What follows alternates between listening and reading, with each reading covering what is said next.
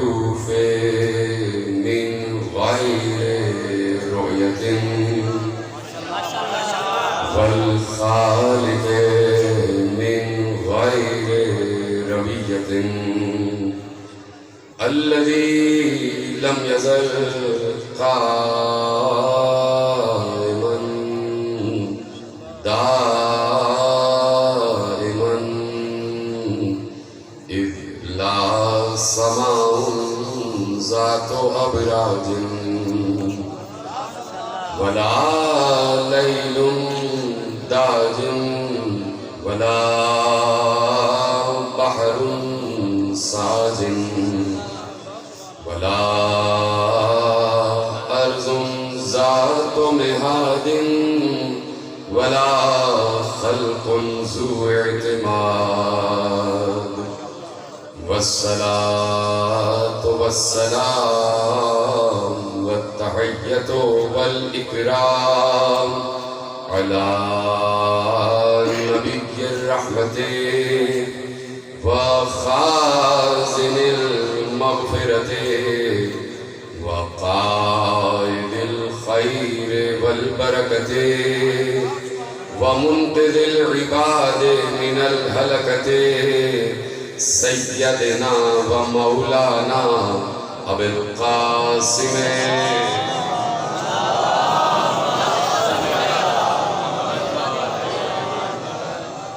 وأهل بيته الطيبين الطاهرين المعصومين المظلومين المنتخبين المنتجبين الذين أذهب الله عنهم الرجس وطهرهم تطهيرا.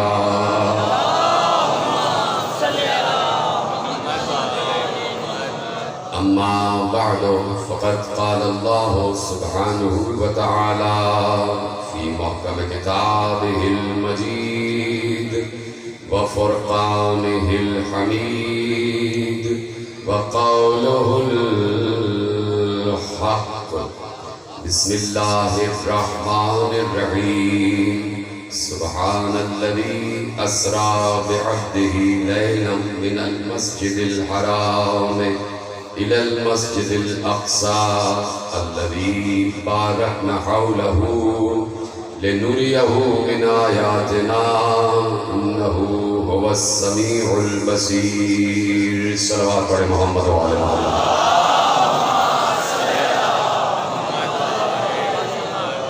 پروردگار عالم کا شکر ہے کہ اس نے ہمیں اس منزل پر بلند فرمایا ہے کہ ہم بصد فخر یہ جملہ کہہ سکتے ہیں کہ وہ آسمانوں پہ جن سے محبت کرتا ہے ہم زمینوں پر ان سے محبت کرتے ہیں.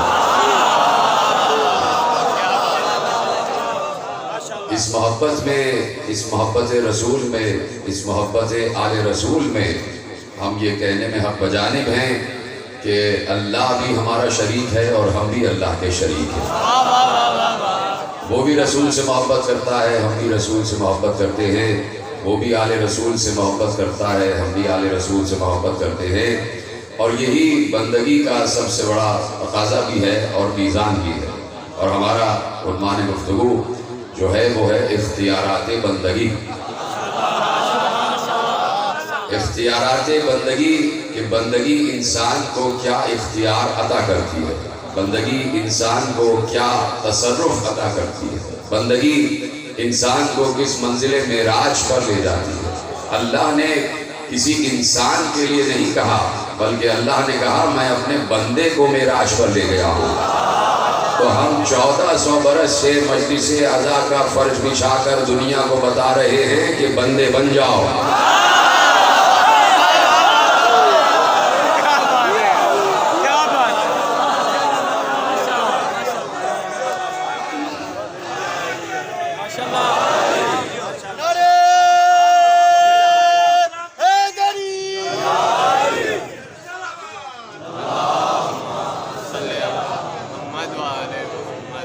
بندگی انسان کو کس منزل معراج پر لے جاتی ہے یہ قرآن بتاتا ہے، یہ ایمان بتاتا ہے، یہ حدیث رسول بتاتی ہے، یہ کردار رسول بتاتا ہے۔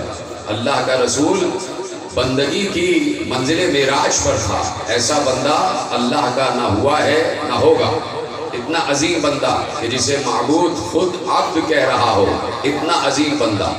تو اب وہ بندہ کہ جو اللہ کی عبودیت کی اعلیٰ ترین منزلوں پر ہو، کہ جس کے لیے اللہ نے کہہ دیا کہ ہم نے اسے قاب قوسین پر بلا لیا، اور اس کے صدقے میں یہ پوری کائنات خلق کی گئی ہے۔ بہت تیزی سے کچھ مفاہیم مجھے عرض کرنا ہے جو آپ سے دوری رہی 4 دن کی، اس میں کچھ باتیں ہیں کہ جو میں چاہتا ہوں کہ جلدی جلدی سمیٹوں تاکہ موضوع آپ تک پہنچ جائے۔ تیار ہیں آپ سننے کے لیے؟ پروردگار آپ کو سلامت رکھے، آپ کی آپ کو عمر خضر عطا ہو، پروردگار آپ کی مال و دولت میں اضافہ کرے، پروردگار آپ کو حاسدوں کے شر سے محفوظ رکھے، پروردگار اس فرش عزا کی حفاظت فرمائے، صاحب غیبت کی حفاظت فرمائے، پروردگار آپ کو کوئی غم نہ دے سوا غم حسین کے۔ جو دعائیں بھی آپ لے کر آئے ہیں اس فرش عزا پر یقیناً قبول ہوں گی، اس لیے کہ یہ فرش عزا فرش عبودیت ہے، یہ بندگی کا فرش ہے۔ یہاں پر رہنے والے غالب نے بہت پہلے کہہ دیا تھا کہ غالب ندی میں دوست سے آتی ہے بو دوست، مشغول حق ہوں بندگی بو تراب میں۔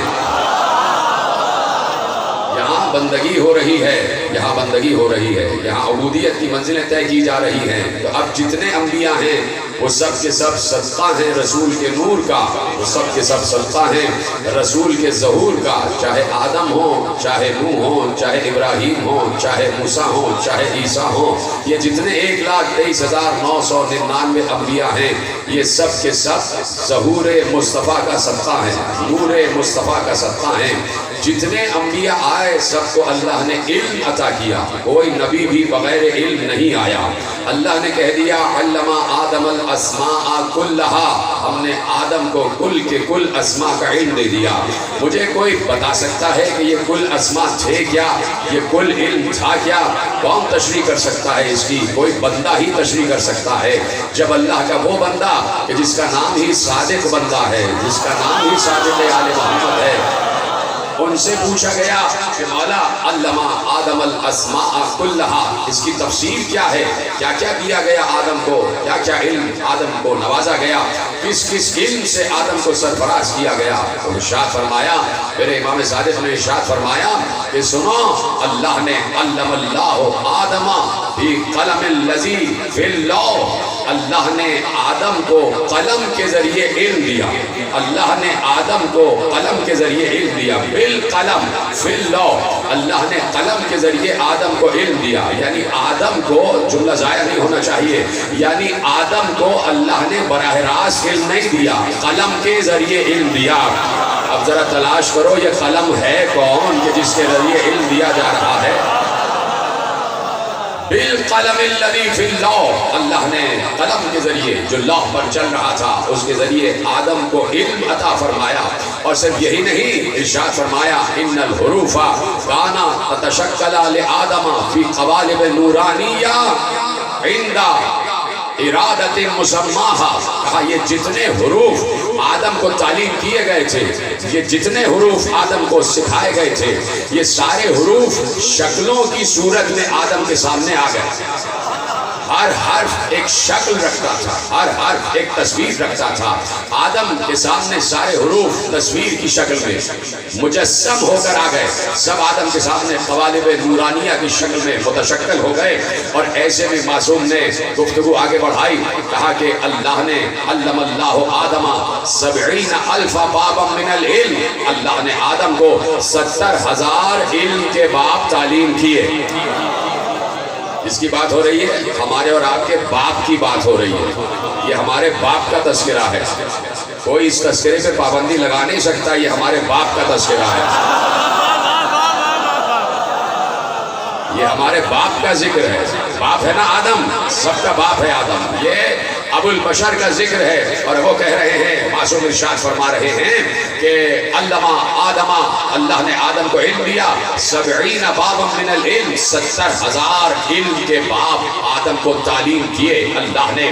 اور پھر ارشاد فرمایا وَأَنزَلَ عَلَيْهِ 10 صَحَائِفٌ، اللہ نے آدم پر 10 صحیفے نازل کیے، 10 صحیفے نازل کیے، فیہا الف لغتیں، اور ان صحیفوں میں 1000 زبانوں کا علم موجود تھا.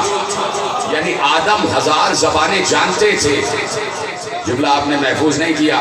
حضرت آدم 1000 زبانیں جانتے تھے، 1000 زبانوں کا علم رکھتے تھے، 1000 لغتوں میں بات کر سکتے تھے، 1000 زبانوں میں گفتگو کر سکتے تھے.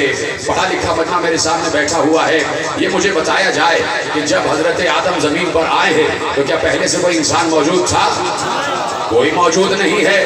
پہلا بشر ہی آدم ہے، ابو البشر ہی آدم ہے. وہ علیحدہ بات ہے کہ آدم تراب سے بنا ہے.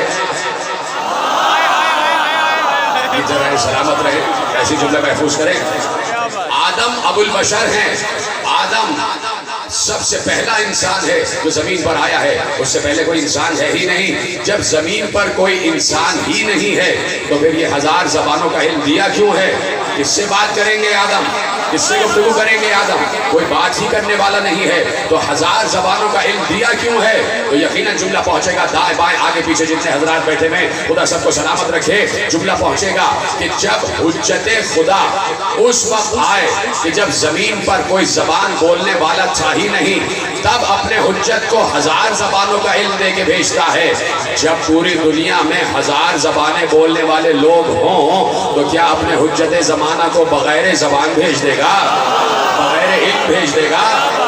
جب زبان سمجھنے والے موجود ہیں تو جتنے حجت آئے سب کے سب زبانوں کا علم لے کر آئے. کہا کہ اللہ نے 10 صحیفے نازل کیے. ان صحیفوں میں 1000 زبانوں کا علم موجود تھا.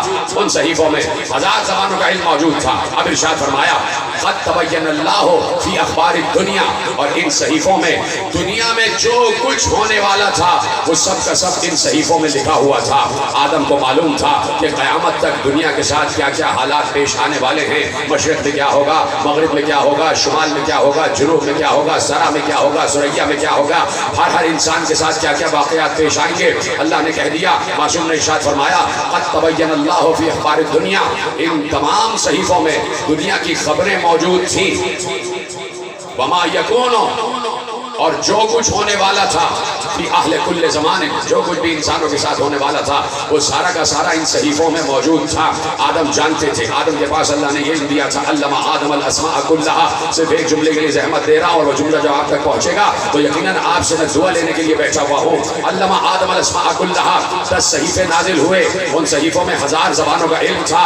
1000 حروف کی تعلیم دی گئی. اور ان تمام صحیفوں میں دنیا میں آخر تک جو کچھ ہونے والا تھا وہ سب کا سب لکھا ہوا تھا. انسانوں کے ساتھ جو کچھ حالات پیش آنے والے تھے وہ سب کے سب لکھے ہوئے تھے. کہا صرف یہی نہیں کہ انسانوں کے ساتھ حالات پیش آنے والے تھے وہ لکھے ہوئے تھے، نہیں بلکہ کہا وَذُكِرَ فِي صُوَرِهِمْ وَسِيَرِهِمْ وَأَنْبِيَائِهِمْ وَمُلُوكِهِمْ وَرِعَایَاهِمْ وَشَرِيعَتِهِمْ. ہاں ان تمام صحیفوں میں یہ بھی لکھا ہوا تھا کہ انسان کتنے آئیں گے، ان کی صورتیں کیا ہوں گی، ان کی سیرتیں کیا ہوں گی، کتنے بادشاہ آئیں گے، کتنی رعایا ہوگی، انبیاء کتنے آئیں گے، اور جو کچھ بھی زمین کے ساتھ پیش آنے والا تھا سب کچھ صحیفوں میں لکھا ہوا تھا.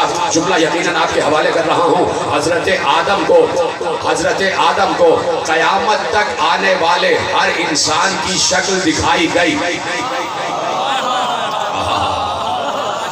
حضرت آدم کو قیامت تک آنے والے اختیارات بندگی میرا عنوان ہے اور اس عنوان کے تحت پہلا جملہ آپ کے حوالے کر رہا ہوں. حضرت آدم کو قیامت تک آنے والے ہر انسان کی صورت دکھائی گئی، ہر انسان کی سیرت بھی دکھائی گئی. تو میں ببانگ دہل بسط فخر یہ کہہ سکتا ہوں کہ میں بھی تو اولاد آدم ہوں، آپ بھی تو اولاد آدم ہیں کہ نہیں ہیں؟ ہے کہ نہیں ہے؟ تو قیامت تک جتنی اولاد آدم آنے والی تھی سب کے چہرے آدم کو دکھائے گئے اور سب کی سیرتیں بھی آدم کو دکھائی گئیں. بڑا حساس جملہ حوالے کرنے جا رہا ہوں. جب سب کے چہرے بھی دکھا دیے گئے، سب کے کردار بھی دکھا دیے گئے تو آدم کو بتایا گیا یہ فلاں کا کردار ہے، یہ فلاں کی صورت ہے، یہ فلاں کی شکل ہے، یہ فلاں کا کردار ہے، یہ فلاں کی صورت ہے، یہ ان کا کردار ہے. آدم سب کو دیکھ رہے تھے اور بتایا جا رہا تھا کہ یہ بڑا با اخلاق ہوگا، یہ بڑا با کردار ہوگا، یہ بڑا با ادب ہوگا، یہ بڑا فرما بردار ہوگا، یہ بڑا اطاعت گزار ہوگا، یہ جھوٹ بولے گا، یہ سچ بولے گا، یہ سازش کرے گا، یہ سازش نہیں کرے گا، یہ حق پر رہے گا، وہ باطل پر رہے گا، وہ پیغمبر کے ساتھ رہے گا، وہ پہاڑوں پہ چڑھ جائے گا. سب کی سیرتیں بتائی گئی. جیتے رہے، سلامت رہے، آخری آدمی تک میرا ساتھ دیتے ہوئے آگے بڑھیں۔ سب کی صورتیں بھی دکھائی گئی، سب کی سیرتیں بھی دکھائی گئی، سب کی صورتیں بھی دکھائی گئی، سب کی سیرتیں بھی دکھائی گئی۔ اور اب وہ نبی ہے کہ جو فخر ہے آدم کا۔ دیکھو اختیارات بندگی، بندگی کہتے کس کو ہے؟ اور پہلا جملہ آپ کو دینے جا رہا ہوں، اور جب جملہ آئے گا تو آپ خود سمجھ جائیں گے کہ یہی جملہ ہے جس کے لیے میں نے یہ تھیسس قائم کیا ہے۔ آدم کا فخر ہے ہمارا نبی، نوح کا فخر ہے ہمارا نبی، ابراہیم و موسیٰ و عیسیٰ کا فخر ہے ہمارا نبی۔ جب آدم کو کل اسماء کا علم دیا گیا ہے تو فخر آدم کو کتنا علم دیا گیا ہوگا؟ جب نوح کو نگاہ دی گئی ہے تو فخر آدم کی نگاہ کہاں تک کام کر رہی ہوگی؟ جب ابراہیم ملکوت السماوات تک بلند ہے تو فخر آدم تو کعبہ قوسین تک بلند ہوا۔ جب موسیٰ کلیم اللہ ہے تو فخر آدم سے بھی اللہ باتیں کر رہا ہے۔ جب عیسیٰ روح اللہ ہے تو فخر آدم بھی مردے زندہ کر سکتا ہے۔ 1,23,999 انبیاء کے پاس جو علم ہے وہ سارا کا سارا ذات محمد میں سمٹا ہوا ہے۔ سب مجھے دیکھتے رہنا، 1,23,999 انبیاء کا جو علم ہے وہ سارا کا سارا ذات مصطفیٰ میں سمٹا ہوا ہے۔ نہیں بلکہ ذات مصطفیٰ میں جو علم ہے وہ پھیلا، وہ آدم تک پہنچا، نوح تک پہنچا، ابراہیم تک پہنچا، موسیٰ تک پہنچا، عیسیٰ تک پہنچا، یعقوب تک پہنچا، یوسف تک پہنچا، اسماعیل تک پہنچا، اسحاق تک پہنچا، ایوب تک پہنچا، لوط تک پہنچا، ہود تک پہنچا، صالح تک پہنچا، سارے انبیاء تک پیغمبر کا علم پہنچا۔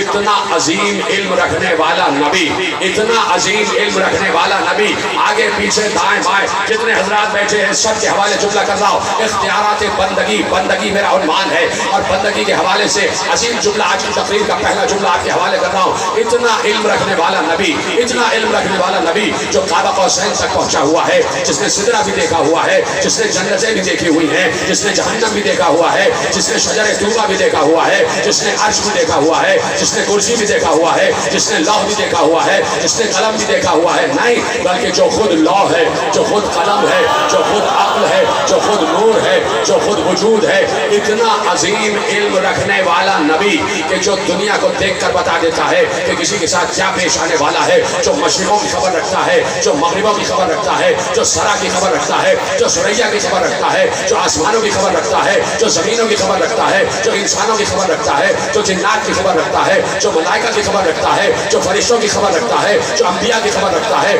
جو اوصیاء کی خبر رکھتا ہے، جو اولیاء کی خبر رکھتا ہے، جو شہداء کی خبر رکھتا ہے، جو صالحین کی خبر رکھتا ہے، جو صدیقین کی خبر رکھتا ہے۔ اتنا علم رکھنے والا نبی جب مصلی پہ بیٹھتا ہے تو کہتا ہے رب زدنی علما، پروردگار میرے علم میں اضافہ۔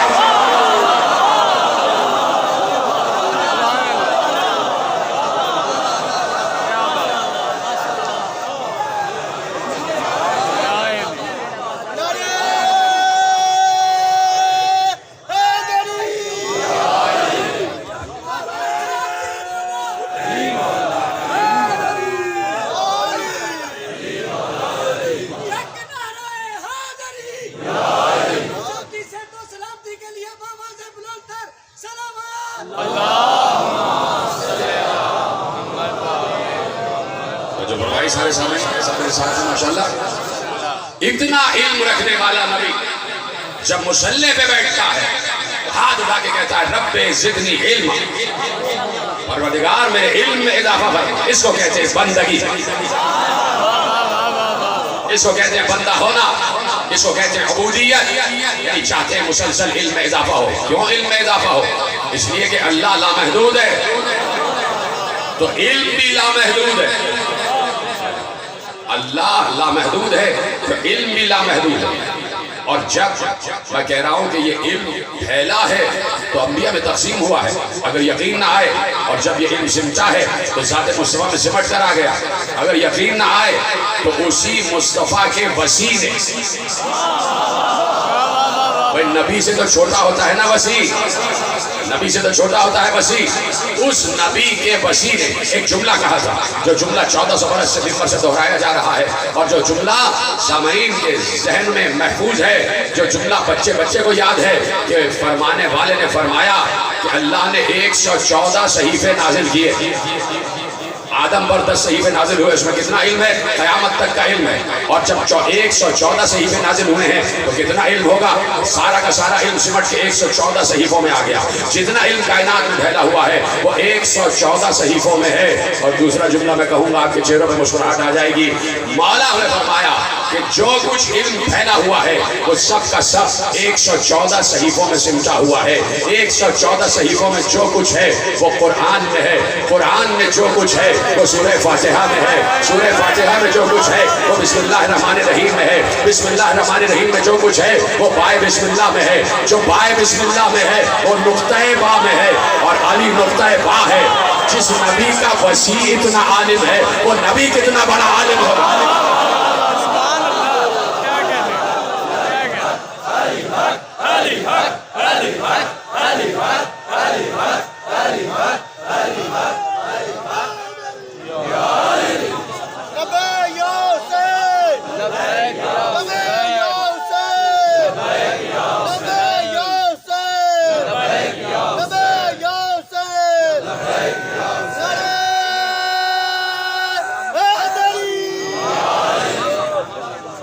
توجہ فرما رہے ہیں آپ؟ تو جہاں نبی کے وسیع کا یہ علم ہو وہاں نبی کا کیا علم ہوگا؟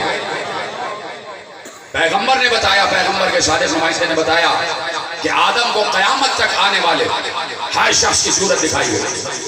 آدم سب کی صورتیں یاد کیے ہوئے تھے. نبی خطبہ دے رہے تھے ممبر پر. تشریف فرما ہے میرا نبی ممبر پر. اور یہ بات یاد رکھیں میرے سامعین، آپ کو تو یاد ہے، صرف یاد دلا رہا ہوں کہ نبی ممبر پر کبھی تنہا بیٹھتا ہی نہیں تھا. جب بھی بیٹھا ہے ایک طرف حسن بیٹھے ہوتے تھے، ایک طرف حسین بیٹھے ہوتے تھے. ایک طرف حسن ایک طرف حسین. کبھی حسین دائیں طرف، کبھی حسن بائیں طرف. کبھی دائیں زانو پر حسن، کبھی بائیں زانو پر حسین. نواسوں کو اپنے ساتھ بٹھا کر خطبہ دیتے تھے. جملہ عرض کروں اور آپ کی اجازت ہے. نواسوں کو اپنے پہلو میں بٹھا کر خطبہ دیتے تھے. علم کی بات کر رہے تھے نا، سارے علم کے خطبے، علم کے تمام جملے پیغمبر صادر فرما رہے تھے. بولیے ہاں یا نہیں؟ علم ہی کہہ رہے تھے. جو کچھ بات کر رہے تھے علم ہی علم تھا. دو نواسوں کو بٹھا کر دنیا کو بتایا کہ اگر میری بات پر یقین نہ آئے تو ان دو گواہوں سے پوچھ لو.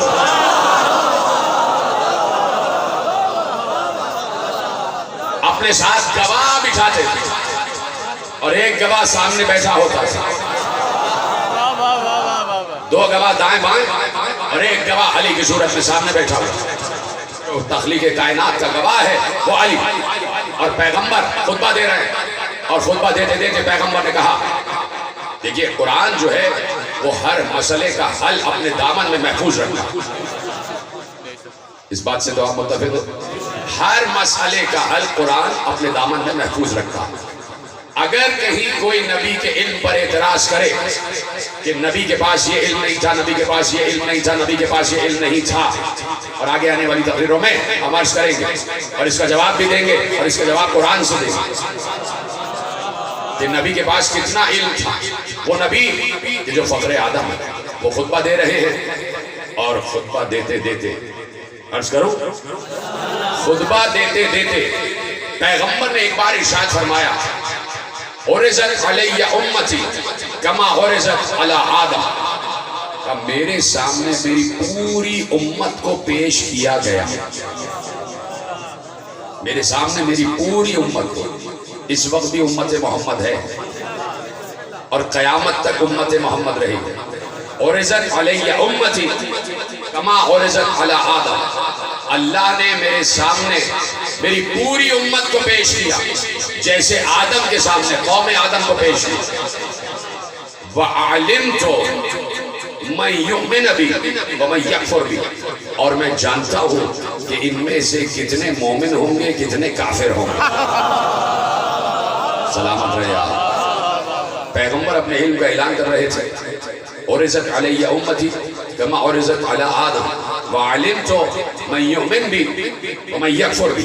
اور میں جانتا ہوں کہ ان میں سے کتنے مومن ہونے والے ہیں اور کتنے کافر ہونے والے ہیں. مجھے اندازہ ہے کہ گرمی بہت ہے، حبس بہت ہے، لیکن جب ولایت علی کی ہوا چلنے لگ جائے تو موسم خوشگوار ہو جاتا ہے.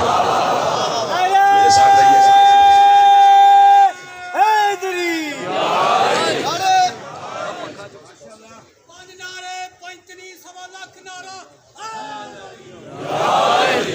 بڑھاؤں آگے بات، آپ کی اجازت ہے؟ کہ میرے سامنے میری پوری امت کو پیش کیا گیا، جیسے آدم کے سامنے تمام انسانیت کو پیش کیا گیا، اور میں جانتا ہوں کہ ان میں سے کتنے مومن ہیں اور کتنے کافر ہیں۔ تو جملہ میں اس لیے رک رہا ہوں کہ میں جملہ عرض کروں یا نہ کروں، سوچ رہا ہوں۔ پیغمبر جانتے ہیں کتنے مومن ہیں اور پیغمبر جانتے ہیں کتنے کافر ہیں۔ تو پیغمبر سے پوچھو نا کافر کون ہے۔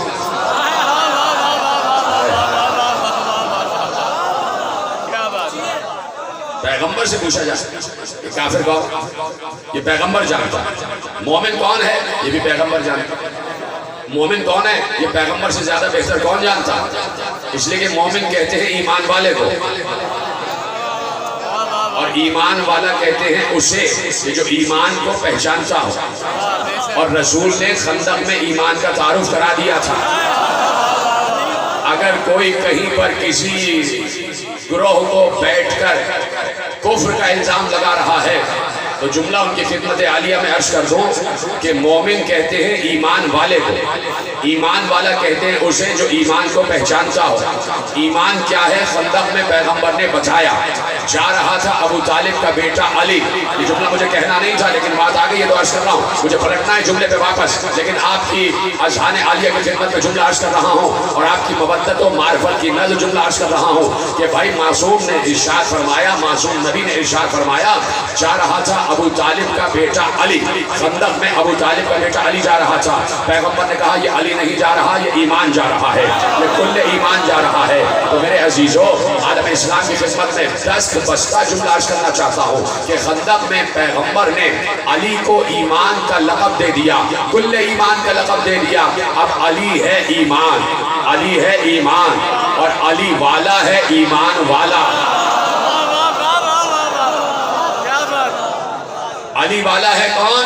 ایمان والا۔ اور ایمان والا کون ہے؟ علی والا۔ اس لیے کہ ایمان نام ہے علی کا، ایمان نام ہے علی کا۔ اب پیغمبر کے جملے کی تفسیر و ترجمہ کرو کہ میرے سامنے میری پوری امت کو پیش کیا گیا، پتہ نہیں جملہ پہنچے گا یا نہیں، میری پوری امت کو پیش کیا گیا۔ میں جانتا ہوں ان میں کون ایمان والا ہے، کون کافر ہے۔ اب پیغمبر کے ترجمے کی روشنی میں جملہ ایسے بھی ہو سکتا ہے کہ میں ان میں جانتا ہوں کون علی والا ہے، کون علی والا نہیں ہے۔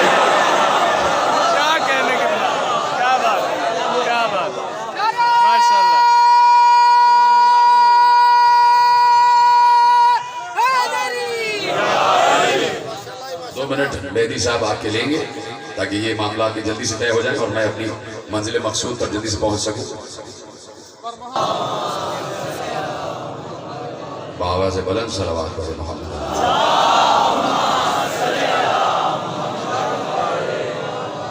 توجہ ہے، بات آگے بڑھائی جائے۔ ابھی تو میں نے روایت کامل کی ہی نہیں ہے، اگر روایت کامل ہو جائے یہ معاملات طے ہو گئے۔ اب روایت آگے بڑھاتا ہوں۔ پیغمبر نے کہا کہ مجھے معلوم ہے کہ کتنے ان میں ایمان والے ہیں اور کتنے ان میں کافر ہیں۔ تو پیغمبر جملہ عرض کر رہے تھے، جملہ ارشاد فرما رہے تھے۔ اس روایت کو لکھا ہے تفسیر روح البیان میں علامہ اسماعیل حقی نے، عالم اہل سنت۔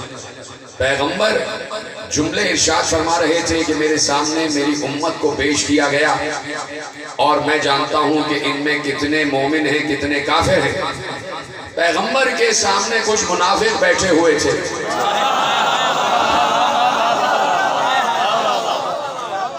منافق بیٹھے ہوئے تھے، ان میں سے دو تین منافق آپس میں کہنے لگے کہ یہ بڑی باتیں کرتے ہیں، یہ سب کو جانتے ہیں کہ کس کے پاس ایمان ہے کس کے پاس ایمان نہیں ہے، لیکن ہمارے دل کی منافقت نہیں جانتے۔ اب یہ آپس میں باتیں کر رہے ہیں، کون؟ منافق۔ نام لینے میں کوئی حرج نہیں ہے، نام ہے نا منافق، ایک صفت ہے۔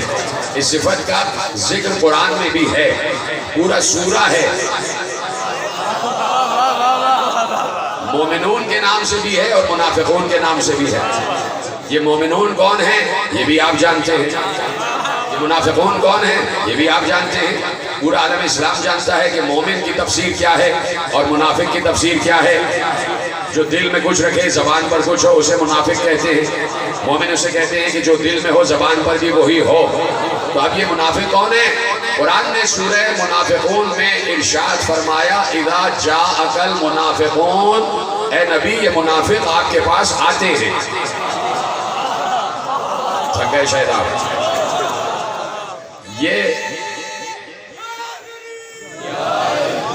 یہ منافقین آپ کے پاس آتے ہیں. قرآن ہے بھائی، کوئی حدیث نہیں ہے کہ جس میں ڈیبیٹ ہو جائے کہ ہے بھی یا نہیں ہے. اذا جاءک المنافقون، اے نبی یہ منافق آپ کے پاس آتے. اس کے مطلب ہے کہ نبی کی بزم میں منافق آتے تھے. قالوا نشهد انک لرسول اللہ، اور یہ سب مل کے کہتے ہیں کہ ہم گواہی دیتے ہیں کہ آپ اللہ کے رسول ہیں. واللہ یعلم انک لرسولہ، اللہ جانتا ہے کہ آپ اس کے رسول ہیں. واللہ یشہد ان المنافقین لکاذبون، لیکن اللہ بھی گواہی دیتا ہے کہ منافق جھوٹے ہیں. بڑی آسانی سنا آپ نے جملہ. بہت تیزی سے مجھے بہت سے مفاہیم سمیٹنے ہیں. 4 دن میں جو بات رکی ہے وہ مجھے کیسے سمیٹنا ہے یہ میں دیکھ رہا ہوں. کون سا گفتگو چھوڑوں، کون سا جملہ چھوڑوں، کون سا نقطہ چھوڑوں، کون سا پڑھوں، اس لیے کہ مجھے اختیارات بندگی پر گفتگو کامل کرنا ہے. میرے پاس کل 5 دن ہیں. آپ میرا ساتھ دیں گے تو میں تیزی سے آگے بڑھ پاؤں گا. مجھے نہیں معلوم کہ دائیں بائیں کیا ہوتا رہا، میں تو دیکھ رہا ہوں ابھی کیا ہو رہا ہے.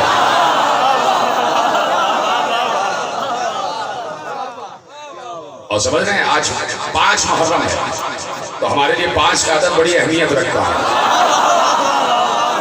سلامت رہیں، سب میرے ساتھ رہیے گا. آگے پیچھے دائیں بائیں سب. میں آپ کی محبتوں کا بڑا شکر گزار ہوں اور آپ کے خلوص کا بڑا شکر گزار ہوں. یہ ایک ذاکر سے نہیں بلکہ حسین سے محبت ہے.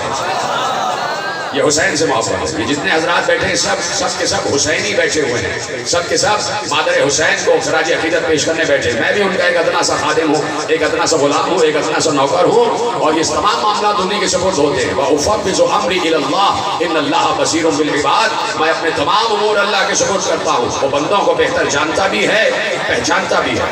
یہ بھی بندگی کا ایک طریقہ ہے کہ اپنے امور کو اللہ کے سپرد کر دیا جائے اور پھر صبر کے ساتھ بیٹھا جائے. صبر صرف یہی نہیں ہے کہ خاموش بیٹھا جائے. بھائی صبر صرف یہی نہیں ہے کہ خاموش بیٹھا جائے. صبر کا مطلب کیا ہے؟ حضرت یعقوب پوری زندگی روتے رہے ہیں، پوری زندگی روئے ہیں اور کسی مردہ کو نہیں روئے ہیں، زندہ کو روئے ہیں. حضرت یعقوب اپنے زندہ بیٹے کو روئے ہیں اور 1-2 دن نہیں روئے ہیں، پوری زندگی حضرت یعقوب روئے ہیں. اور روئے تو اللہ نے یہ نہیں کہا کہ یعقوب بے صبرا تھا. اللہ نے کہا یعقوب نے صبر جمیل کیا ہے. یعنی رونا صبر جمیل ہے، رونا صبر جمیل ہے. ہم روتے رہے، ہم گریہ کرتے رہے اور گریہ کرتے رہیں گے رسول کے نواسے پر. توجہ ہے میرے ساتھ ہیں. تو اب اللہ کہہ رہا ہے کہ تمہاری بزم میں منافق آتے ہیں اور کہتے ہیں، گواہی دیتے ہیں. صرف کہتے نہیں ہیں، گواہی دیتے ہیں کہ تم اللہ کے رسول ہو. گواہی دیتے ہیں کہ آپ اللہ کے رسول ہیں. اللہ کو معلوم ہے کہ آپ اللہ کے رسول ہیں، لیکن اللہ بھی گواہی دیتا ہے. منافق گواہی دیتے ہیں کہ تم اللہ کے رسول ہو اور اللہ گواہی دیتا ہے کہ منافق جھوٹے. جو بھائی منافق جھوٹے کیوں ہیں؟ وہ کہہ تو رہے اشہد ان محمد رسول اللہ. بہت آہستگی سے آپ نے سمجھا، بڑی تیزی سے سمجھتے ہوئے آگے بڑھے. بھائی منافق جھوٹے کیوں ہیں؟ سوال کرنے کا حق رکھتا ہوں. دست ادب جوڑ کر، سر تسلیم خم کر کے، اپنی پیشانی کو سجدے میں سر رکھ کر پروردگار سے ایک عبد کی حیثیت سے، ایک بندے کی حیثیت سے، اس کی ایک مخلوق کی حیثیت سے سوال کر سکتا ہوں کہ پروردگار منافق جھوٹے کیوں ہیں؟ کیا رسول محمد اللہ کے رسول نہیں ہے؟ وہ صحیح تو کہہ رہے ہیں اشہد ان محمد رسول اللہ. اچھا جو اشہد ان محمد رسول اللہ کہہ رہا ہے وہ اشہد اللہ الہ الا اللہ بھی تو کہہ رہا ہوگا. جس نے اشہد ان محمد رسول اللہ کہا ہے وہ اشہد اللہ الہ الا اللہ بھی کہہ رہا ہوگا. یعنی وہ اشہد اللہ الہ الا اللہ بھی کہہ رہا ہے اور اشہد ان محمد رسول اللہ بھی کہہ رہا ہے. ہم 1400 برس بعد پیغمبر سے اتنی دوری کے فاصلے پہ کہہ رہے ہیں اشہد ان محمد رسول اللہ. اور منافق پیغمبر کو دیکھ کر کہتے تھے آپ اللہ کے رسول ہیں. تو پیغمبر کو دیکھتے تھے، اس وقت موجود تھے، اصحاب کرام بھی موجود تھے ایمان کی صورت میں، اور کچھ منافقین بھی موجود تھے نفاق کی صورت میں. تو اصحاب بھی دیکھ رہے تھے یہ منافق آ رہے ہیں اور پیغمبر سے کہہ رہے ہیں کہ آپ اللہ کے رسول ہیں. تو بھائی جو اشہد ان محمد رسول اللہ کہہ رہا ہے، توجہ، وہ اشہد اللہ الہ الا اللہ بھی کہہ چکا ہے. تو گویا منافق 2 کلمے پڑھ رہے تھے، اشہد اللہ الہ الا اللہ تو اشہد ان محمد رسول اللہ، اس کے باوجود اللہ کہہ رہا ہے ان منافقین کے لا الہ الا اللہ پر بھی یقین نہ رکھنا، محمد رسول اللہ پر بھی یقین نہ رکھنا۔ تو پروردگار کس کے لا الہ الا اللہ اور محمد رسول اللہ کو مانا جائے؟ کہا کہ منافق کے کہنے پر نہ ماننا، مومن کے کہنے پر ماننا۔ تو اب کیسے پتا چلے کہ منافق کہتے کس کو ہیں، منافق کہتے کس کو ہیں؟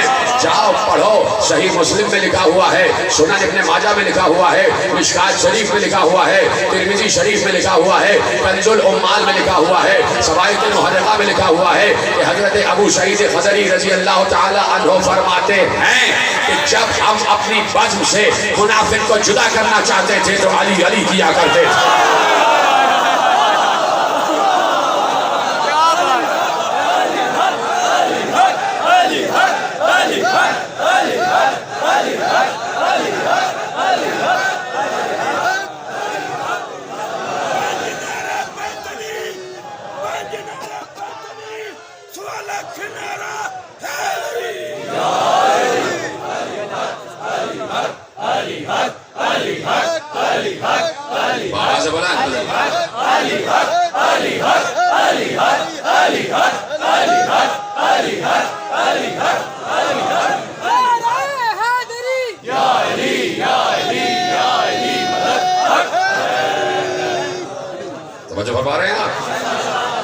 اس کا مطلب ہے کہ منافق کا نہ کلمہ توحید قبول ہے نہ کلمہ رسالت قبول ہے۔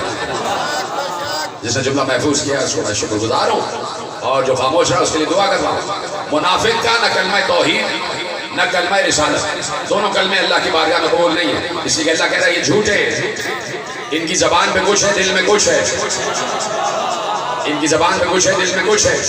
تو ایسے میں کچھ منافقین بیٹھے ہوئے تھے اور آپس میں کہہ رہے تھے کہ ہمارے دل کی تو کیفیت جانتے ہی نہیں، اور بتا رہے ہیں کون مومن ہے کون منافق ہے۔ جیسے ہی وہ آپس میں گھسر کر رہے تھے، ایک دوسرے کے کان میں جملے کہہ رہے تھے، ایک بار پیغمبر منبر کے عرشے پر بیٹھے ہوئے تھے نا، منبر کا سب سے اونچا زینہ جو ہے وہ عرشہ کہلاتا ہے، اور عرشے پر عرش والا ہی بیٹھتا ہے۔ اور آپ کو پتا ہے پیغمبر منبر پر تنہا بیٹھتے نہیں تھے، دو جنت کے مالک بھی ساتھ بیٹھا کرتے تھے، جنت کے دو مالک بھی ساتھ بیٹھا کرتے تھے۔ عرش والا عرش پر بیٹھا ہوا ہے، مالکان جنت، جاگیرداران جنت، زمینداران جنت، مالکان جنت ساتھ بیٹھے ہوئے ہیں، اور پیغمبر تشریف فرما ہے، اور پیغمبر کے سامنے کچھ لوگ بیٹھے تھے آپس میں کہہ رہے تھے ہمارے دل کا تو حال جانتے ہی نہیں۔ جیسے ہی انہوں نے آپس میں یہ جملہ کہا، پیغمبر نے فوراً منبر کے عرشے سے جملہ ارشاد فرمایا۔ اسماعیل حقی لکھ رہے ہیں کہ پیغمبر نے ارشاد فرمایا ما بال اقوام طعنوا فی علمی، کیا ہو گیا ہے لوگوں کو وہ میرے علم کے بارے میں شک کرتے ہیں، کیا ہو گیا ہے لوگوں کو وہ میرے علم کے بارے میں شک کرتے ہیں۔ میں قیامت تک لا تسألونی عن شیء بینکم و بین الساعہ، میں قیامت تک جو کچھ بھی ان کے اور قیامت کے درمیان جو کچھ بھی ہونے والا ہے میں بیان کر سکتا ہوں۔ کیا ہو گیا ہے لوگ میرے علم کے بارے میں شک کرتے ہیں، روایت کامل ہونے جا رہی ہے، سب میرے ساتھ ہیں، کم از کم ہاتھ اٹھا کے بتانا کہ جملہ پہنچ گیا۔ ایک بار پیغمبر نے جیسے ہی کہا کہ کیا ہو گیا ہے قوم کو میرے علم کے بارے میں شک کرتے ہیں، بڑا حساس جملہ ہے، ذہین لوگ سمجھیں گے کہ جملہ پیغمبر نے کیا ارشاد فرمایا ہے، کیا ہو گیا ہے قوم کو وہ میرے علم کے بارے میں شک کرتے ہیں۔ بیچ میں سے ایک شخص کھڑے ہو کے کہتا ہے یا رسول اللہ کس نے شک کیا؟ پیغمبر نے کہا تو نے شک کیا۔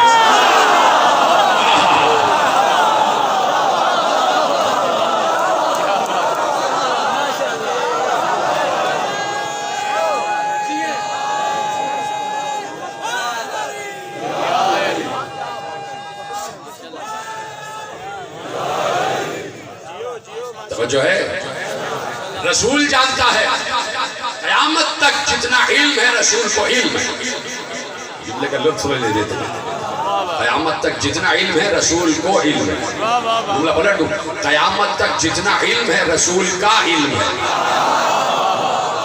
رسول کا علم ہے، یہ سارا کا سارا علم رسول میں ہے۔ میرا تو ایمان یہ کہتا ہے کہ رسول کو یہ بھی معلوم تھا کہ دھوبی گھاٹ میں مجالس ہو رہی ہیں، معلوم ہے کہ دھوبی گھاٹ کی مجالس ہو رہی ہے، پوری دنیا پوری دنیا اس وقت عزائے حسین کا فرش بنا ہوا ہے، پوری دنیا میں عزائے حسین کا فرش بچھا ہوا ہے. پیغمبر حل علم رکھتا ہے اور اللہ نے کہا کہ اللہ ارشاد فرمائے ما کان اللہ لیطلعکم علی الغیب ولکن اللہ یجتبی من رسلہ من یشاء.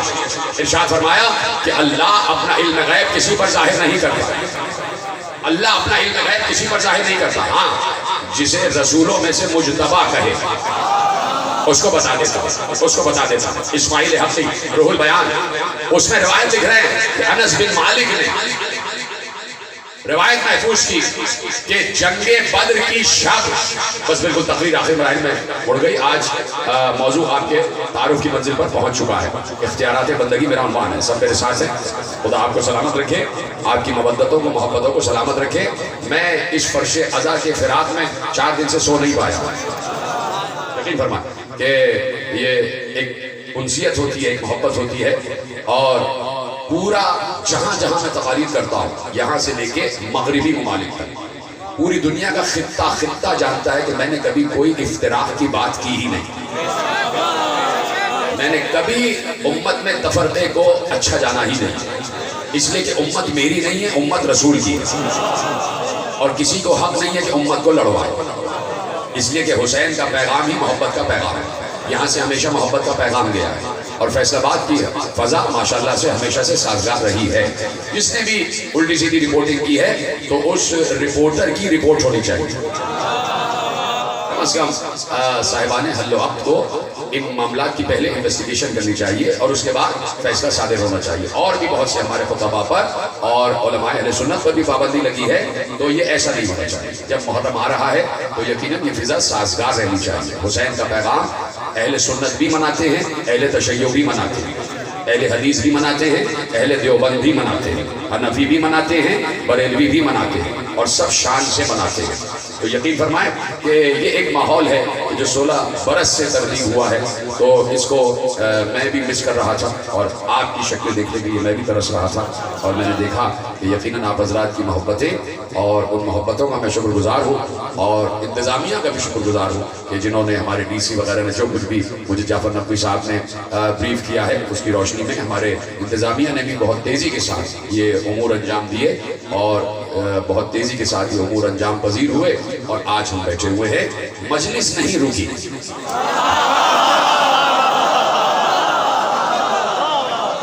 کسی کے آنے یا نہ آنے سے ذکر حسین پر کوئی فرق نہیں پڑتا، ممبر خالی نہیں رہتا. میری جگہ علامہ فراز حیدر کاظمی صاحب نے خدا ان کو سلامت رکھے خطاب فرمایا، علامہ راحیل صفدر صاحب نے خطاب فرمایا مجلس جاری اور ساری رہے، آپ ویسے ہی آتے رہے، اس لیے کہ آپ کو ذکر سے نہیں، ذاکر سے نہیں، ذکر سے الفت ہے. آپ کو ذاکر سے نہیں، ذکر سے الفت ہے. آپ ذکر حسین سننے آئے ہیں. تو ختم ہو رہی یہ بات. اسماعیل حقی روح البیان میں لکھتے ہیں کہ شب جنگ بدر آئی. سب سر سیما سے کہ کل کیا ہوگا. ہماری تعداد کل 313 ہے، وہاں سے 1000 سے اوپر لوگ آ رہے ہیں، کل کیا ہوگا. پیغمبر نے کہا پریشان نہ ہو، آؤ میرے ساتھ چلو. پیغمبر اصحاب کو لے کے چلے. قرآن کیا کہہ رہا ہے کہ اللہ اپنا علم غیب کسی پر ظاہر نہیں کرتا، لیکن جو مجتبی رسول ہو اس کو بتا دیتا ہے. یہ اللہ کا علم غیب ہے اور اللہ رسول کو بتا رہا ہے اور رسول اصحاب کو بتا رہے ہیں. وہ لے کے چلے رسول اور کہا پریشان نہ ہو. رسول ایک ایک مقام پر لے کر چلے اور کہا سنو، یہاں پر فلاں کافر کٹ کے گرے گا، یہاں پر وہ کافر کٹ کے گرے گا، یہاں پر اس کا لاشا گرے گا، یہاں پر اس کا لاشا گرے گا. سارے کافروں کے مرنے کی جگہ پیغمبر نے بتا دی. جنگ بدر ہوئی، جنگ بدر فتح ہو گئی. انس بن مالک کہتے ہیں کہ کافروں کے لاشیں پڑے ہوئے تھے. مجھے یقین تو تھا پیغمبر کے علم پر، لیکن میں یقین میں اضافے کے لیے آگے بڑھا کہ جیسے پیغمبر نے بتایا تھا دیکھوں ویسا ہی ہے.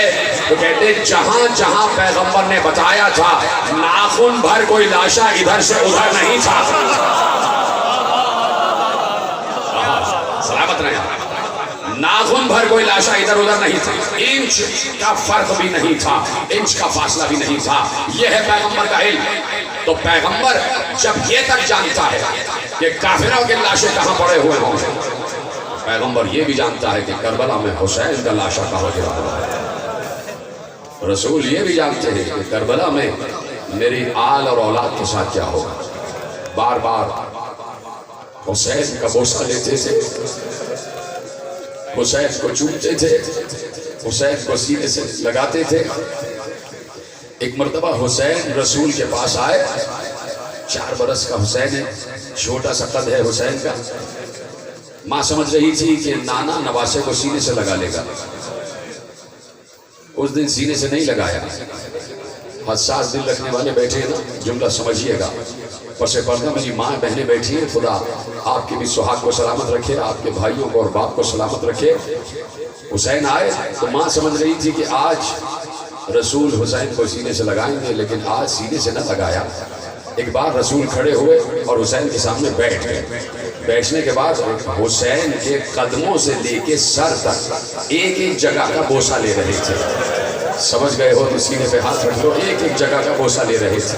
کبھی قدموں کا، کبھی انگشت کا، کبھی سینے کا، کبھی شانوں کا، کبھی ہاتھوں کا، کبھی پیشانی کا، کبھی رخسار کا۔ ماں نے تڑپ کر پوچھا، بابا آج یہ ایسے پیار کیوں کر رہے ہیں؟ تو کس دل سے رسول نے جملہ ارشاد فرمایا، کہا زہرا جہاں جہاں زخم لگیں گے وہاں وہاں پیار کر رہا ہے۔ اجرکم اللہ، اجرکم اللہ۔ جہاں جہاں حسین کے جسم پر تیر لگیں گے وہاں وہاں میں بوسہ دے رہا ہوں۔ کیا گزری ہوگی ماں پر کہ جسے اس کے بیٹے کی شہادت کی خبر دی جا رہی ہے۔ زہرا پر سلام۔ زہرا نے کہیں یہ نہ کہا کہ پروردگار میں نہیں چاہتی کہ کربلا نہ ہو۔ زہرا کہتی تو یقیناً تقدیر بدل جاتی، یقیناً قدرت اپنے فیصلے کو بدل دیتی، لیکن زہرا چاہتی ہیں کہ جو قدرت کا فیصلہ ہے وہی میرا فیصلہ ہے۔ کیا میں اور کیا میرے بچے زہرا کے بچوں پر سے قربان، زہرا کے لاڈلے پر سے قربان، کیا ہم اور کیا ہماری اولاد سب زہرا کے بچوں پر سے قربان۔ زہرا نے 60 برس میں ایک گھر بنایا تھا، 60 برس میں جو گھر پروان چڑھا کربلا کی تپتی ہوئی ریت پر 2 پہر میں قربان ہو گیا، 2 پہر میں اجڑ گیا۔ حسین 2 محرم کو کربلا میں داخل ہوئے، گھوڑے نے آگے بڑھنے سے انکار کیا۔ ایک بار جبرائیل نازل ہوئے اور نازل ہو کر کہا، حسین اللہ کہہ رہا ہے کہ جس جگہ کا وعدہ تھا وہ جگہ آ گئی۔ حسین نے گردن جھکا کر کہا، میرے اللہ سے میری طرف سے عرض کر دو کہ حسین کہہ رہا ہے کہ وعدہ 10 محرم کا تھا، حسین 8 دن پہلے آ چکا ہے۔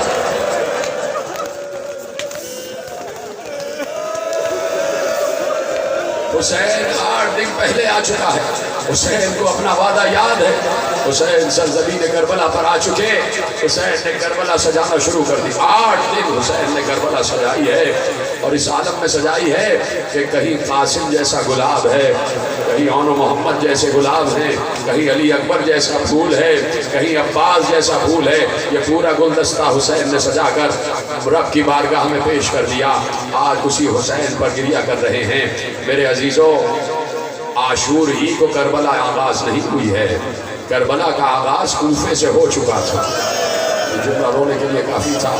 کربلا کا آغاز کوفے سے ہو چکا تھا، جہاں مسلم کا لاشا گلیوں میں گھسیٹا جا رہا تھا، جہاں لاش مسلم کو گلیوں میں گھسیٹا جا رہا تھا، اور اس عالم میں کہ مسلم کے تن پر سر نہیں تھا، کٹا ہوا سر دارالامارہ کے دروازے پر لٹکایا ہوا تھا، اور لاشے کو رسیوں سے باندھا گیا اور بچوں کے حوالے کر دیا۔ بچے لاشے کو گلیوں میں گھسیٹ رہے تھے۔ یہ ہے آل محمد کے ساتھ امت کا رویہ۔ کیوں نہ روئیں، کیوں نہ روئیں۔ یہ آل محمد کے، یہ رسول کے گھرانے کے فرد تھے۔ کیا ہوا ہے میرے عزیزوں، مسلم کوفے کی گلیوں میں جنگ کر رہے تھے۔ مسلم پر مصیبت تو تھی نا، پیاس بھی تھی مسلم کو۔ مسلم کوفے کی گلیوں سے واقف نہیں تھے، اس لیے کہ نوارد تھے۔ جدھر جدھر لشکر آ رہا تھا مسلم ادھر ادھر لڑتے ہوئے جا رہے تھے۔ طرفہ مصیبت یہ تھی کہ مسلم لڑتے بھی جا رہے تھے، اور کبھی بائیں دیکھتے تھے، کبھی بائیں، کبھی پیچھے دیکھتے تھے۔ کیا دیکھتے تھے؟ دیکھتے تھے میرے ساتھ میرے 2 بچے بھی آئے ہیں، نہ معلوم میرے بچے کہاں رہ گئے، نہ معلوم اس وقت میرے بچے کس حال میں ہوں گے۔ اپنے بچوں کی فکر ہے۔ یہ جملہ رونے کے لیے کافی تھا میرے عزیزوں۔ صاحبان اولاد بیٹھے ہوئے ہو، خدا تمہاری اولاد کو محفوظ رکھے۔ آل محمد نے سارے ظلم سہ لیے ہیں، ہمیں ظلموں سے بچانے کے لیے 2 بچے مسلم سے بچھڑ گئے، 2 بچے بچھڑ گئے، قیدی بنا کے ابن زیاد کے دربار میں لائے گئے۔ ابن زیاد نے دیکھا 8 اور 9 برس کے 2 بچے ہیں، مسلم ابن عقیل کے صاحبزادگان ہیں، شہزادگان ہیں۔ کہا یہ کس کے بچے ہیں؟ کہا مسلم ابن عقیل کے بچے ہیں۔ 8 اور 9 برس کے بچے، 8 اور 9 برس کے چھوٹے چھوٹے سے بچے، معصوم بچے، بے خطا بچے، بے گناہ بچے، بے جرم بچے، حسین بچے، حسن کا پیکر بچے کہ جن کی رگیں جلد میں سے نظر آتی تھی، اتنے حسین 2 شہزادے۔ بھائی جب 2 شہزادے ننھے ننھے سے بچے سامنے آ گئے تو کہہ دے کہ بھائی ان کو چھوڑ دو، ان سے ہماری کیا دشمنی ہے۔ رونا اسی بات پر ہے کہ بچوں کو بھی چھوڑا نہیں گیا۔ کہا بچوں کو قید کر دو، ان کو قید کر دو۔ بچوں کو نہیں معلوم کہ ہمارے بابا کے ساتھ کیا ہوا ہے، بچے نہیں جانتے کہ ہمارا بابا اس دنیا میں ہے بھی یا نہیں ہے۔ بچوں کو قید کیا گیا۔ سال بھر محمد اور ابراہیم قید رہے، سال بھر محمد اور ابراہیم قید رہے۔ اگر تمہارے گھر میں چھوٹے بچے ہیں نا تو تمہیں بہت رونا آئے گا۔ جب یہ 8 اور 9 برس کے بچے ماں باپ سے بچھڑ جاتے ہیں تو ادھر ماں باپ تڑپ رہے ہوتے ہیں، ادھر بچے تڑپ رہے ہوتے ہیں، اور بچے خصوصیت کے ساتھ ماں سے بہت قریب ہوتے ہیں، ماں سے بہت انسیت رکھتے ہیں۔ سال بھر یہ بچے قید رہے ہیں۔ ابن زیاد نے کہا نہ ان کو اچھا کھانا دینا، نہ ان کو پیٹ بھر کھانا دینا، نہ ان کو پیاس بھر پانی دینا، ان کو ترسا کے رکھنا۔ سال بھر بچے اسی کیفیت میں رہے۔ کچھ دن رہ گئے، سال ہونے میں بچے تڑپ رہے تھے، محمد اور ابراہیم۔ ابراہیم نے بڑے بھائی سے کہا بھیا آج اماں بہت یاد آ رہی ہے، آج اماں بہت یاد آ رہی ہے، آج بابا بہت یاد آ رہے ہیں۔ سمجھ سکتے ہو اس کرب کو، سمجھ سکتے ہو کہ بچے ماں باپ سے بچھڑے ہوئے، میں دیکھ رہا ہوں میرے نوجوان دوست رو رہے ہیں، یہی رونے کا حق ہے۔ بچے ماں باپ سے بچھڑے ہوئے ہیں، بھائی بھائی سے کہہ رہا ہے آج اماں بہت یاد آ رہی ہے، کیا گزر رہی ہوگی چھوٹے چھوٹے سے شہزادوں پر۔ کہا اچھا ایسا کرو، دونوں بھائی کہنے لگے کہ بھیا اب یہ دربان آئے تو اس سے ہم کہیں گے، بتائیں گے کہ ہم کون ہیں، شاید اس کے دل میں رحم آ جائے۔ کہا دیکھو کہیں ظلم نہ بڑھا دے۔ کہا نہیں کوشش کرتے ہیں، شاید دل میں رحم آ جائے۔ دربان آیا، کھانا سامنے رکھا۔ کہا آج ہم کھانا نہیں کھانا چاہتے۔ کہا کیوں؟ کہا تم سے کچھ بات کرنا چاہتے ہیں، تم سے کچھ پوچھنا چاہتے ہیں۔ کہا پوچھو۔ کہا کہ نبی آخر کو جانتے ہو؟ کہا محمد مصطفیٰ ہیں، ہم ان کا کلمہ پڑھتے ہیں۔ کہا نبی کی بیٹی کو جانتے ہو؟ کہا وہ فاطمہ زہرا ہیں سلام اللہ علیہا ہیں۔ کہا یہ بتاؤ نبی کی بیٹی کے بیٹے حسین کو جانتے ہو؟ حسین کو جانتے ہو؟ کہا جانتا ہوں، لیکن تم کیوں پوچھ رہے ہو؟ تم زہرا کے بارے میں، علی کے بارے میں، حسین کے بارے میں کیوں پوچھ رہے ہو؟ کہا اگر امان دیتا ہے تو ایک بات کہیں۔ کہا بتاؤ۔ کہا ہم حسین کے سفیر مسلم کے بچے ہیں، اپنے باپ سے بچھڑ گئے، محمد اور ابراہیم ہیں۔ جیسے ہی دربان نے سنا، سر سے امامہ پھینک کر بچوں کے قدموں پہ گر گئے، اپنے ہونٹوں کو بچوں کے قدموں سے مل رہا تھا، چوم رہا تھا بچوں کے قدم۔ اور سنیں گے ہاتھ جوڑ کر کہتا ہے شہزادوں مجھے معلوم نہیں تھا کہ تم آل محمد کے گھرانے کے بچے ہو۔ شہزادوں اتنا مجھ پر کرم کر دو کہ قیامت میں زہرا سے شکایت نہ کرنا، میری شکایت فاطمہ زہرا سے نہ کرنا۔ مجھے معلوم نہیں تھا کہ تم آل زہرا ہو، تم آل علی ہو، تم آل رسول ہو۔ جاؤ شہزادوں، یہ زندان کا دروازہ کھلا ہوا ہے، جاؤ، یہ سیدھی راہ جا رہی ہے کوفے کی اس سڑک پر جو سڑک مدینے کی طرف جاتی ہے۔ کہا کہ تیرے ساتھ کیا ہوگا؟ کہا اب جو کچھ ہو میں بھگتوں گا، چاہے میرا سر تن سے کٹ جائے، اب مجھے پرواہ نہیں ہے۔ میرے لیے سب سے بڑی شفاعت یہ ہے کہ میں تمہیں آزاد کر رہا ہوں اور میں نے تمہیں مدینے کی راہ پر لگایا ہے۔ ننھے ننھے شہزادے کیا پتا کہ کوفے کی کون سی گلی کہاں جاتی ہے، رات بھر کوفے ہی میں بھٹکتے رہے۔ صبح ہو گئی تو دیکھا کوفے ہی میں، کوفے سے باہر ہی نہ نکل پائے۔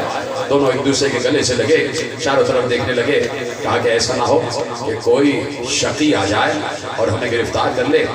دریا کے کنارے ابھی تقریباً 20 دن ہوئے ہیں کہ میں کربلا معلیٰ سے واپس آیا ہوں۔ میں جب بھی مسیب کے علاقے میں جاتا ہوں اور سڑک سے دائیں طرف دریا نظر آتا ہے اور اس دائیں طرف دریا کے پشت کی طرف 2 چھوٹے چھوٹے گنبد نظر آتے ہیں۔ یقین کرو کلیجہ کٹ جاتا ہے، کلیجہ کٹ جاتا ہے کہ کہاں مدینہ اور کہاں مسیب، کہاں کے شہزادے کہاں پہ رہ رہے ہیں، انتظار کرتے ہیں شہزادے کہ کوئی زائر آ جائے۔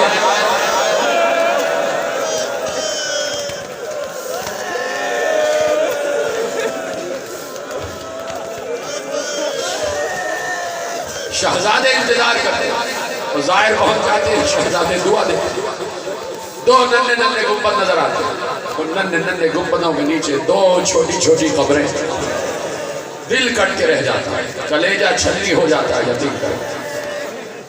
وہ شہزادے چلے رات بھر، صبح آئی، دریا کے کنارے ایک درخت تھا، اس درخت پہ چڑھ کے بیٹھ گئے تاکہ رات آئے گی تو دوبارہ نکلیں گے اور راستہ تلاش کریں گے۔ ایک کنیز آئی، دریا سے پانی بڑھ رہی تھی، اس نے پانی میں دو چاند سے چہروں کے عکس دیکھے۔ اب جو گردن اٹھا کے دیکھا تو دیکھا دو چاند سے شہزادے درخت پر بیٹھے ہوئے ہیں۔ اس نے کہا بچوں کہاں بیٹھے ہوئے ہو؟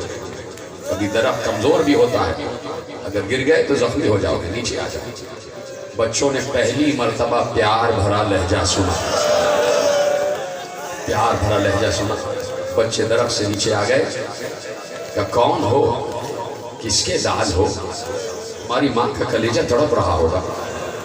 ایک بار کنیز کو دیکھ کر کہا ہم سفیر حسین کے بچے ہیں، ہم بیٹے ہیں مسیح ابن عقیل کے۔ کنیز نے کہا کہ میری جو مالکہ ہے وہ چاہنے والی ہے آل محمد، چلو یہ تمہارا استقبال کرے گا۔ بچے دونوں آ گئے، جیسے ہی مومنہ نے سنا یہ مسلم کے بچے ہیں، قدموں پہ گری اور کہتی ہے اللہ رے میرے گھر کا مقدر، فاطمہ زہرا کے گھر کے بچوں کے قدم میرے گھر میں آ گئے۔ گھر میں بچوں کو لے کے آئی، نہلایا دھلایا، کھانا کھلایا۔ بھوک کس کو لگی ہوئی تھی، دونوں بچے تڑپ رہے تھے کہ کسی طریقے سے گھر پہنچ جائیں، ماں باپ سے ملنے۔ کیا پتا کہ ماں کہاں پر ہے اور باپ کے ساتھ کیا ہوا ہے، بچے کیا جانے کہ اس وقت ماں کہاں پر ہے، ماں کس ظلم کا شکار ہے۔ بچوں کو کیا معلوم کہ ماں کے ہاتھ رسیوں سے بندھے ہوئے ہیں، اجرکم اللہ۔ بچوں کو کیا معلوم کہ مسلم کا سر تن سے کٹ چکا ہے، نہ باپ ہے نہ ماں ہے۔ بچوں کو حجروں میں سلا دیا۔ اس عورت کا داماد حارث ملعون نصف شب کو بڑے غصے میں آیا، دروازے کو دھکا مار کے کھولا، غصے میں آیا۔ اس مومنہ نے کہا غصہ کیوں کرتا ہے؟ کہا 3 دن ہو گئے مسلم کے بچوں کو تلاش کر رہا ہوں۔ ابن زیاد نے کہا تھا کہ انہیں گرفتار کر کے لیا، 3 دن ہو گئے ادھر سے ادھر بھٹک رہا ہوں، 2000 درہم مجھے انعام ملے گا، بچے کہیں مل نہیں رہے۔ مومنہ نے کہا کہ ارے کیا ملے گا تجھے ننھے ننھے بچوں کو گرفتار کر، وہ آل محمد کے گھرانے کے بچے ہیں، بھول جا اس خیال کو، اپنے ذہن سے نکال دے۔ کہا نہیں مجھے انعام چاہیے، 2000 درہم ابن زیاد نے اعلان کیا، مجھے کھانا دو۔ کھانا اس کے سامنے لگایا گیا، بچے حجرے میں سو رہے تھے۔ بچوں نے سوتے سوتے ایک ہی خواب دیکھا، خواب دیکھنے کے بعد چونک کر جاگے، ایک دوسرے سے گلے مل کے رونے لگے۔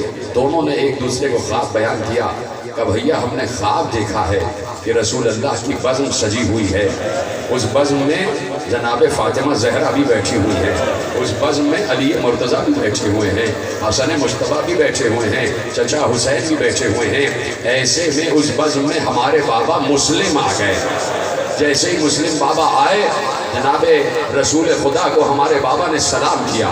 رسول خدا نے جواب سلام دینے کے بعد کہا مسلم تم تو نظر آ رہے ہو، تمہارے دونوں بچے نظر نہیں آ رہے، تمہارے دونوں بچے نظر نہیں آ رہے۔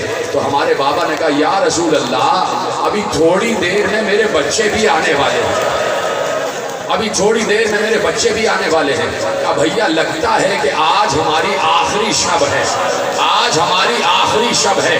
ابھی یہ باتیں کر رہے تھے کہ یہ باتیں حارث کے کان میں پڑی، اٹھا حجرے میں آیا، اندھیرا تھا، ٹٹولتے ہوئے آگے بڑھا، اس کے دونوں ہاتھ دونوں شہزادوں کے گریبان تک آ گئے۔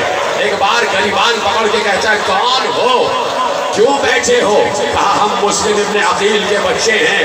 جیسے ہی سنا مسلم کے بچے ہیں، گریبان سے ہاتھ ہٹایا، بالوں پر ہاتھ ڈالا، دونوں بچوں کو بالوں سے گھسیٹتا ہوا بیچ صحن میں لے کے آیا، ستون صحن سے دونوں بچوں کو باندھا، رسیوں سے ہاتھ باندھ دیے گئے، رات بھر بچوں پر تشدد کیا، صبح آئی بچوں کو لے کر چلا، دریا کے کنارے لے کر چلا، کہا تم دونوں کی گردنیں کاٹ دوں گا، تلوار نیام سے نکالی، بچوں نے برہنہ تلوار کو دیکھا، بچے خوفزدہ ہو گئے، ایک بار رو کر کہتے ظالم ہمیں مار نہیں، ہمیں مار نہیں، ہمیں زندہ لے چل گرفتار کر کے ابن زیاد کے دربار میں، کہا نہیں مجھے انعام چاہیے، میں تمہاری گردنیں اڑا دوں گا، 2000 درہم چاہیے، کہا اچھا ایسا ہی ہے تو ہمارے بال کاٹ لے اور ہمیں غلاموں کے بازار میں بیچ دے، وہاں اچھی قیمت مل جائے گی، کہا نہیں مجھے انعام چاہیے، ابن زیاد سے انعام چاہیے، کہا اچھا اس سے زیادہ انعام دلا سکتے ہیں تو ہمیں مدینے پہنچا دے،